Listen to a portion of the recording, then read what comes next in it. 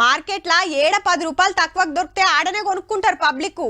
Offer డిస్కౌంట్లు అంటే ఎగబడతారు. కానీ అన్నిసార్లు అట్లనే పోతే కుదరదుల్లో.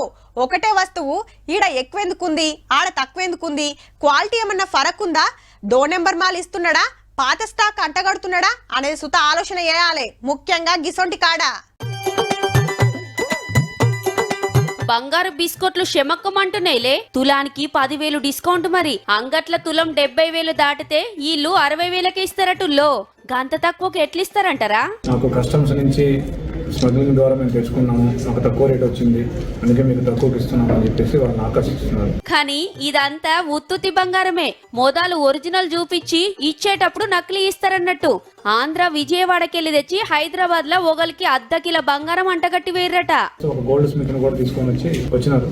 వచ్చి వీళ్ళందరూ కలిసి మా దగ్గరలో ఉన్న ఒక హోటల్లో కలిసి చెక్ చేసుకోగా అది నకిలీ అని తెలిసింది. హీగేముంది, దొంగ బంగారం అమ్మివేనోళ్ళు పరారైతే వీళ్ళు కేసు పెడితే అరెస్ట్ చేసిండ్రు బాలానగర్ పోలీసులు. హిగిది దొంగ నోట్ల ముఠ. వికారాబాద్ జిల్లా తాండూరు రైల్ స్టేషన్ లో తిరుగుతుంటే డౌట్ వచ్చి పట్టేసిండ్రు. 8 లక్షల ఇలువ చేసే దొంగ నోట్లు దొరికినాయి. మంచిగా కలర్ జిరాక్స్ తీసుడు, అడిగినోళ్లకు సప్లై చేసుడు. మనోళ్ళు బైకులు కొట్టేసే పనిమంతులు.